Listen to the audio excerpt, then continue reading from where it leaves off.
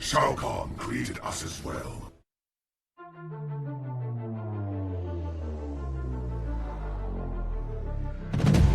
You cannot kill what is already dead. Magic binds me still.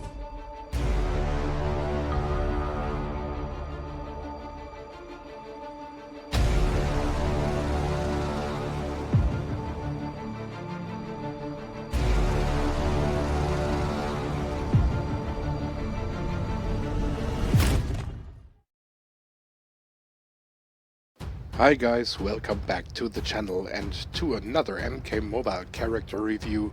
Today we are taking a closer look at Dark Lord Kotal Kahn, and we will go in depth with all his functions and see what this character is all about.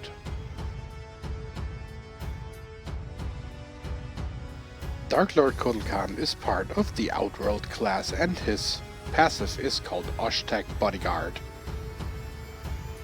Dark Lord Kotal Kahn summons an Ashtec Warrior to fight in his place after using his Sword Quake, which is special too, maximum 2 warriors per battle.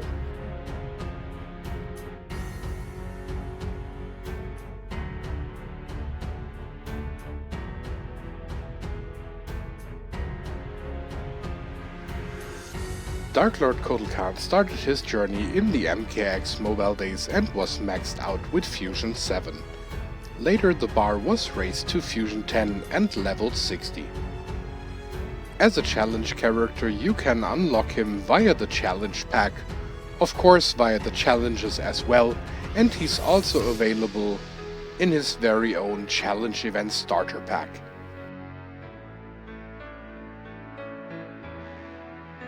Kotal Kahn's gear piece is the Sacrificial Knife and it gives you 50% basic attack damage boost, 50% chance to drain 33% power on special attack 2, which is for Kotal Kahn characters only, and 25% damage boost against enemies affected by bleed or poison.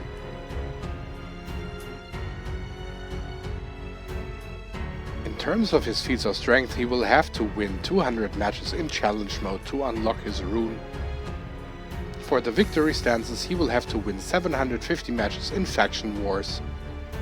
For his taunts he has to perform 1500 special 2 attacks. For his icons he has to perform 2000 special 1 attacks. For his backgrounds he has to win 500 matches in battle mode. And for his titles he has to perform 3000 combo enders. And now we will take a closer look at the victory stances one by one, starting with Malice.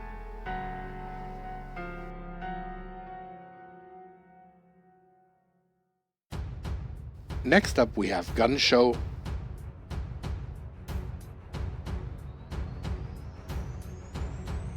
Third is the Totem Summoning. And exclusive for Dark Lord Kotal Kahn only, the Sacrifice.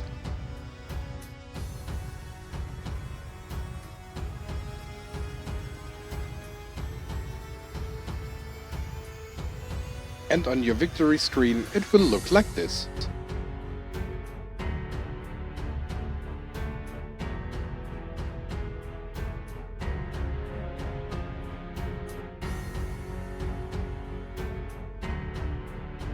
Now I'm going to scroll through all of his backgrounds.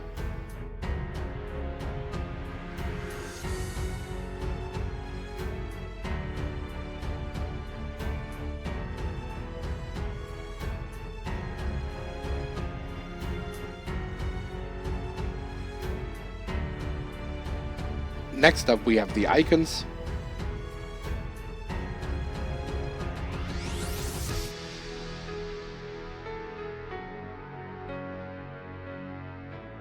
And finally the titles.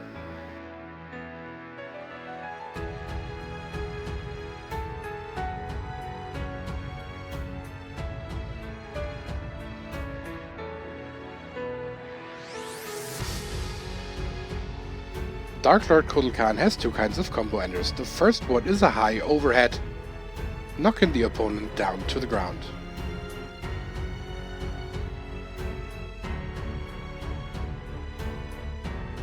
His second combo ender is a low sweep and it also knocks the enemy down to the ground.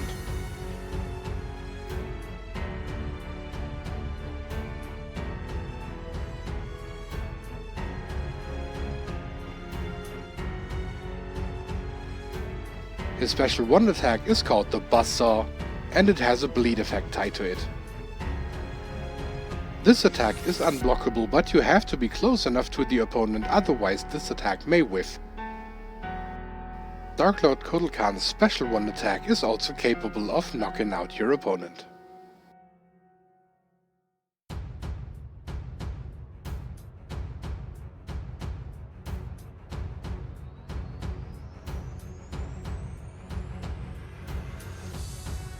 His special 2 is called the Swordquake, and it has a weaken effect tied to it.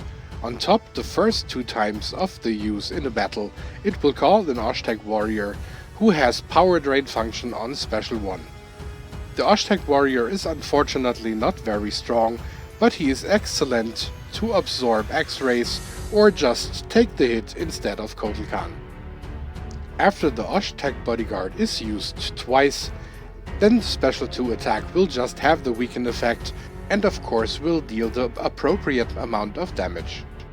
This attack is also capable of knocking out your opponent.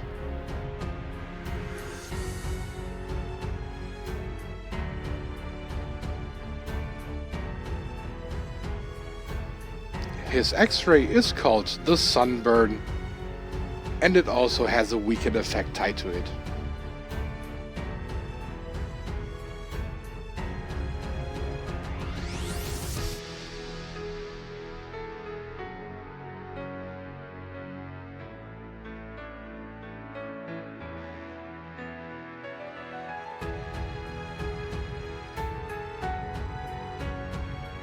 The passive of Kotal Kahn is especially then useful if the Ashtec can absorb the damage and take the hit for his master. This way Kotal Kahn can come in unharmed and finish what he started.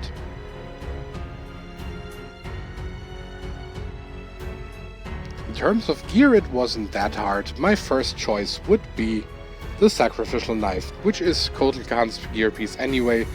And aside from the 50% basic damage attack, you will also have the extra 25% on bleeding opponents, which is very useful because his special 1 causes bleed. When playing gear like the Sacrificial Knife, it is of course advised to play a block breaker.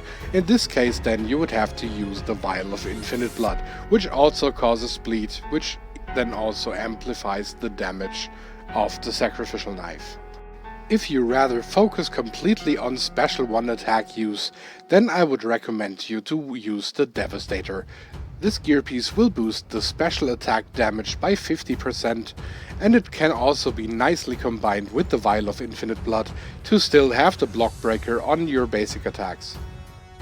To amplify the damage even more and also give Kotal Kahn a solid health boost, then I would recommend to wear Shao Kahn's helmet. With 35% health boost and 40% critical hit chance boost, this is really an ideal armor for Kotal Kahn. My personal favorite though, and this I usually combine with some gear like Soul Medallion for example, would be the Bladed Fan.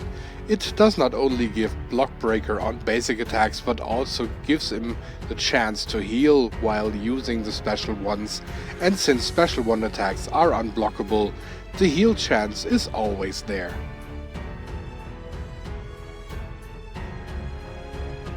Coming up with some good characters for Kotal Kahn is also not difficult. Ravenous Melina, of course, because she amplifies the damage. Kotal Kahn just has to make the enemy bleed, and he will already be stronger with every attack that he launches, simply because of Melina's passive. If you want the bleed effect itself to deal more damage, then of course we go with Nauseous Reptile again. Characters who rely heavily on DOTs will always benefit from characters like Melina and Reptile. To give Kotal Kahn the advantage at match start, then there would be Mournful Katana, who provides a bar of power for every Outworld character. For a little health boost in between, go with Day of the Dead Katana, because upon every knockout she will trigger her passive and heal every Outworld character for a certain amount of time, and that also includes the death of Ashtec Warriors. My personal winner though is of course the mighty Pharaoh Ermac. His passive enables the entire team to become stronger with every death that happens on the field. That includes your own characters, that includes the opponent's characters, and once again that includes the Ashtec Warriors as well. So if you can manage to keep the Pharaoh alive all the way to the end, then he will be just a brutal beast.